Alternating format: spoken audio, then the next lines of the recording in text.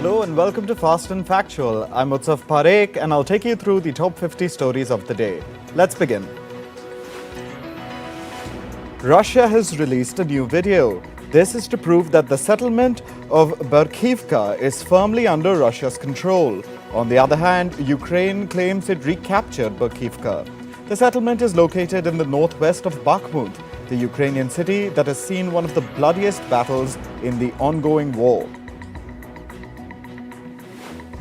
Russia and Ukraine say that the Tolyatti-Odessa ammonia pipeline has been damaged.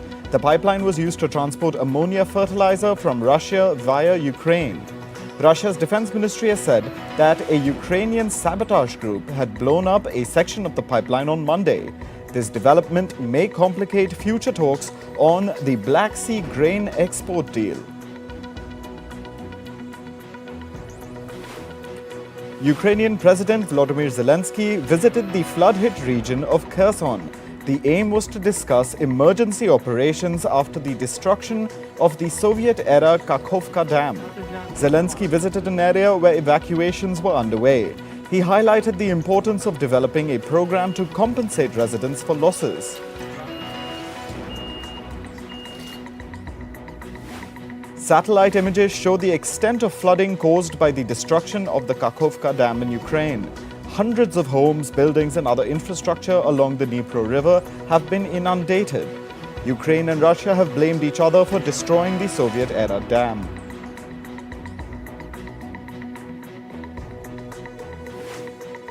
China's Air Force has staged a new mass incursion near Taiwan. As a result, Taiwan activated its defense systems on Thursday. The island reported that at least 37 Chinese military aircraft flew into its air defense zone. It added that some Chinese aircraft crossed into the Western Pacific to perform air surveillance and long-distance navigation training. Prosecutors in the US have informed former President Donald Trump's lawyers that he's the target of an investigation into the mishandling of classified documents. The Justice Department typically notifies people when they become the target of an investigation. This is to give them an opportunity to present their evidence before a grand jury. Despite the multiple cases against him, Trump remains one of the Republican Party frontrunners for the 2024 US presidential election.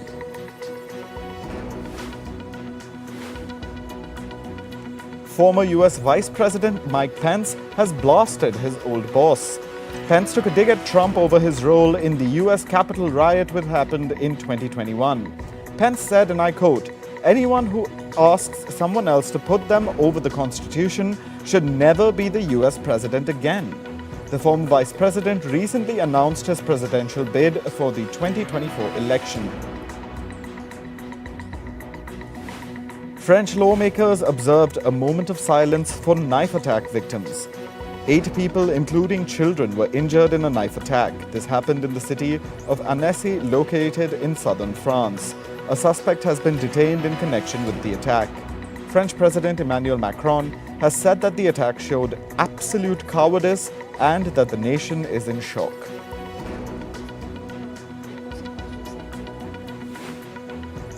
The medical system in Sudan's greater capital area is on the brink of collapse. 70% of the medical institutions have been shut down due to the ongoing conflict. This has led to a scarcity of medical resources. The last operating hospital in Omdurman is relying on its own generators. This is because the city authorities only offer a few hours of power supply. Fresh protests have broken out in Sri Lanka. Demonstrators demanded the release of the people arrested during anti-government protests that broke out last year. Protesters say that the imprisonment of the students and activists amounts to political persecution. Police officers fired tear gas and water cannons at the demonstrators to disperse them.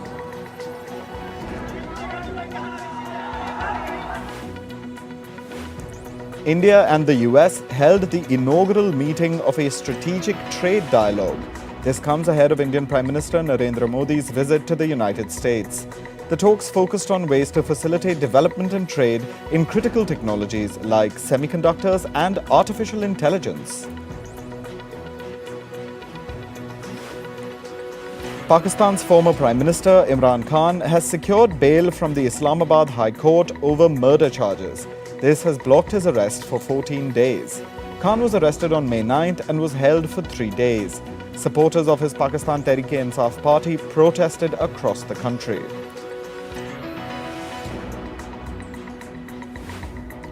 Toronto's Skyline was blanketed by smoke from the Canadian wildfires. Officials warned residents about the health risks from the polluted air. They estimated that the air in Toronto will stay polluted for at least a week. At least 13 provinces in Canada are suffering from poor air quality due to the wildfires. New York City's Manhattan skyline was also covered in thick smoke. The skies turned a dark shade of orange. Skyscrapers in Manhattan, which can usually be seen from miles away, were nearly invisible in the smoke. Plumes of wildfire smoke are crossing over into America from its northern neighbor, Canada. Meanwhile, New York City authorities shut down schools amid the poor air quality in the city due to the wildfire smoke. They urged the millions of residents of the city to stay indoors and restrict outdoor activities. On Wednesday, New York City recorded the worst air quality in the world. At least 6 other towns along the east coast of the US were in the top 10 rankings for worst air quality. A severe heat wave is scorching the Caribbean island of Puerto Rico. On Wednesday, Puerto Rico recorded a temperature of 52 degrees Celsius. Meanwhile, almost 40,000 homes are without electricity as the country struggles to meet high voltage demands. The island's weather service is calling the heat wave, quote-unquote, a dangerous situation. In Iraq, climate activists have teamed up with the government to clean the country's Tigris River. Volunteers collected plastic and garbage from the river's waters. They also initiated a campaign to prevent sewage plants from dumping waste into the Tigris River. The activists estimate that at least 20 sewage plants were dumping waste into the Tigris. In the Philippines, hundreds of volunteers collected plastic trash from the shores of Manila Bay on Thursday. The volunteers filled up 200 bags with plastic waste over a span of just 2 hours. This was done to mark World Oceans Day, which is on the 8th of June. Meanwhile, a herd of elephants was seen foraging through heaps of plastic waste in eastern Sri Lanka. At least in the last 8 years, over 20 elephants have died from consuming plastic in the island nation. To prevent further animal deaths, Sri Lanka is considering a blanket ban on single-use plastic. The world's rarest marine mammal, the vaquita porpoise, is resisting extinction in Mexico. In 2018, biologists estimated the population of the porpoise to be just 20. However, recent data shows that vaquita population has not decreased since then. This is because Mexico's government has cracked down on fishing in the waters where the vaquita live.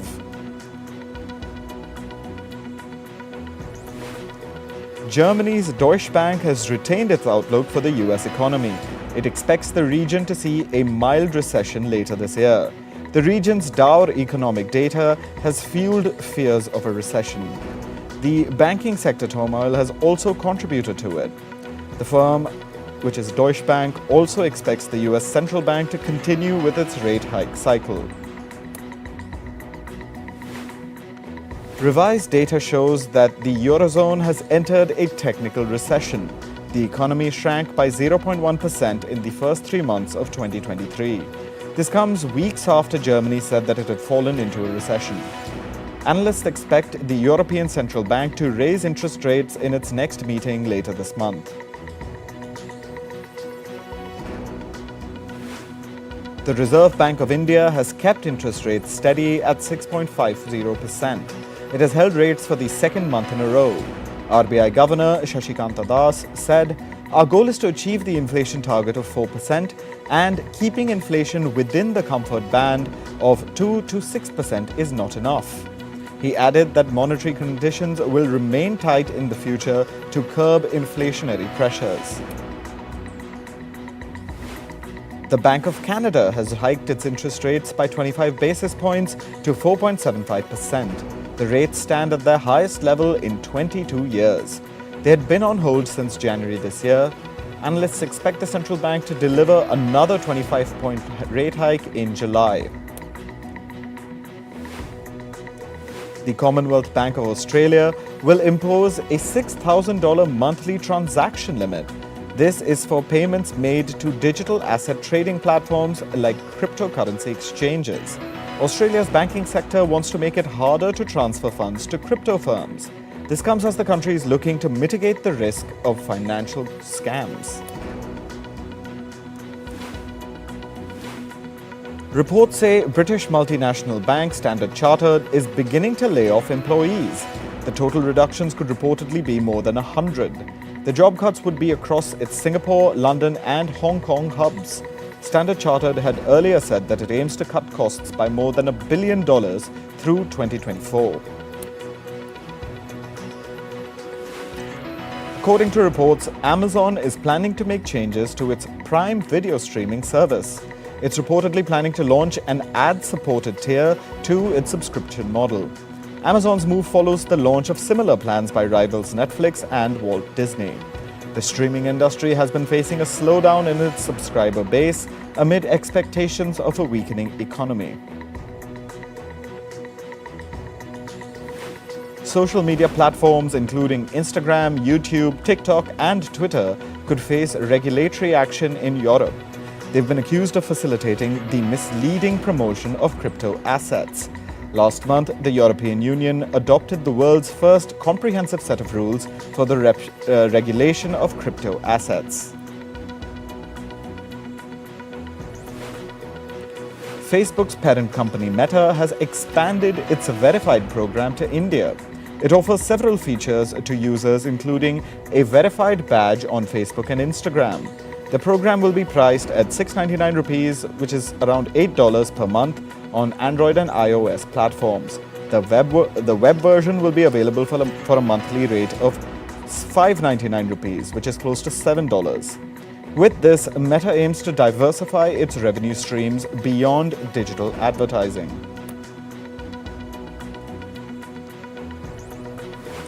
Meta will also introduce a new data protection measure for its users in Germany. Users will be able to decide if they want to use their Facebook and Instagram accounts in combination or separately. This means users can select whether or not to share their data simultaneously on both the platforms. Moving on to sports now, Sri Lankan cricketer Dhanushka Gunathilaka faces trial for sexual assault. He's been accused of rape when he was representing his country at the T20 World Cup last year in Australia. In May, the 32-year-old batter had 3 of 4 sexual assault charges dropped against him. He has been suspended from the Sri Lankan team until the final verdict in the pending case.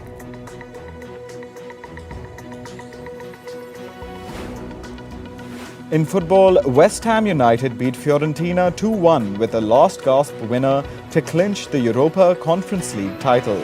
Said Benrahma scored on a penalty in the 62nd minute to give West Ham the lead. Fiorentina put in an equalizer in the 67th minute. Then the referee had to stop play as fans chucked cups and cans on the field. One can hit a Fiorentina player on his head, drawing blood.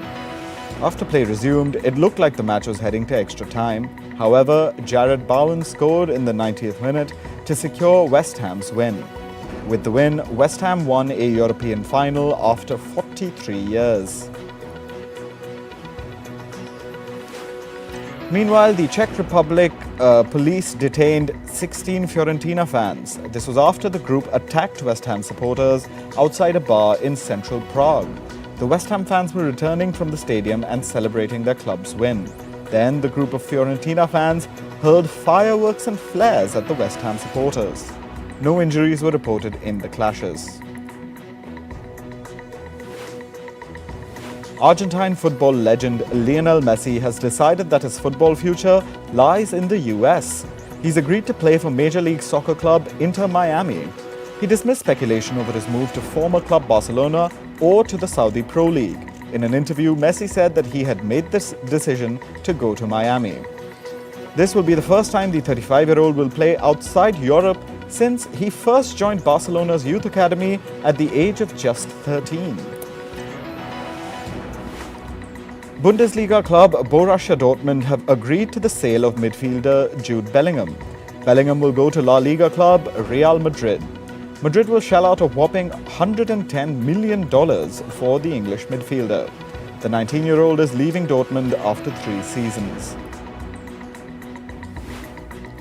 In tennis, world number 4 Casper Ruud beat world number 6 Holger Rune at the French Open. Norway's Ruud completely outclassed Denmark's Rune 6-1, 6-2, 6-3. With the win, Ruud has advanced to the semi-finals at Roland Garros. Meanwhile, Iga Świątek continued her domination at the French Open.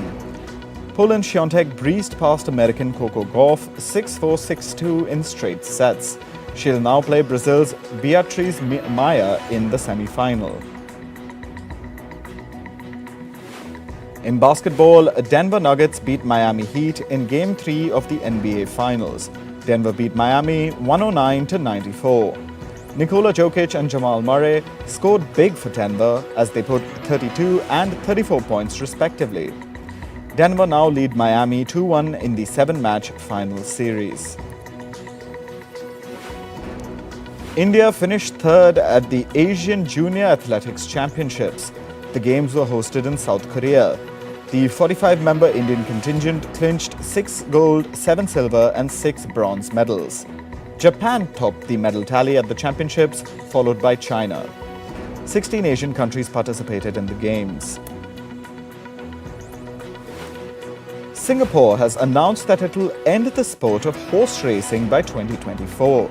Horse racing has been a popular sport in Singapore for the last 180 years. At least 300 racecourse employees will be laid off. Around 700 horses that are currently in Singapore will be exported. Singapore will close down its 120-hectare racecourse and redevelop it for housing. Actor Jay Johnston has been arrested on charges of participating in the 2021 US Capitol riots. According to an FBI document, a video has surfaced that shows Johnston pushing police officers and helping rioters.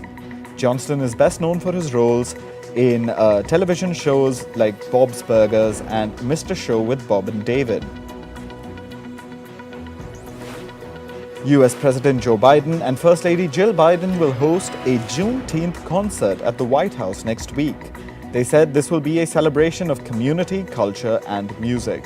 Tony Award winner Audrey McDonald and singer and talk show host Jennifer Hudson will be part of the celebration. According to a new report, film and TV content from the US and South Korea dominate consumption across the Asia-Pacific region. In Indonesia, the Philippines, Thailand, and Vietnam, US and South Korean content each account for about 30 to 40% of content consumption. American billionaire Kylie Jenner celebrated her 5-year-old daughter Stormy's pre-kindergarten graduation. She shared a post on Instagram. Her comment section was filled with reactions from her friends Hailey Bieber and Malika Hajj. Kylie Jenner had Stormy with her ex, Travis Scott. The movie Rebel Moon is one of the highly anticipated movies coming out later this year. This is a brand new sci-fi work of film director Zack Snyder. The director had initially pitched the project as a Star Wars film. Actor Jennifer Aniston has opened up about her workout routine. Aniston said she stopped doing painful workouts. She added that she's focusing on mindful exercises so she can remain on her feet. Jennifer Aniston is best known for her popular character Rachel Green in hit 90s sitcom Friends. Actor Jennifer Coolidge has said that she made a lot of mistakes in her life and regrets not focusing on career at an early stage. Coolidge was part of the 1999 comedy American Pie. She later starred in Legally Blonde alongside Reese Witherspoon. She was also seen in A Cinderella Story alongside Hilary Duff.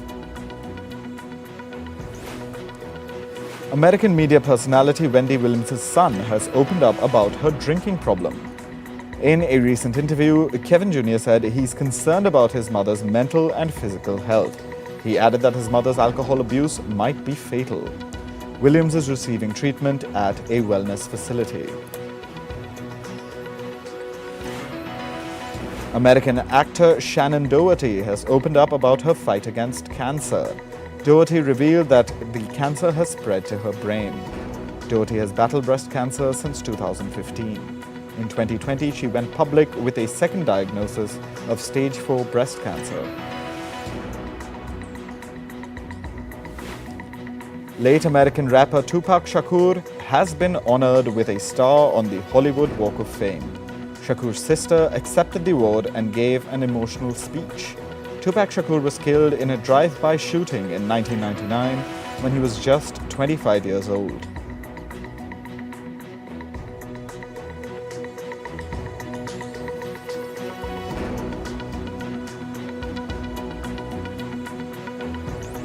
That's all for this episode of Fast and Factual. Thank you for watching. Stay tuned to Firstpost.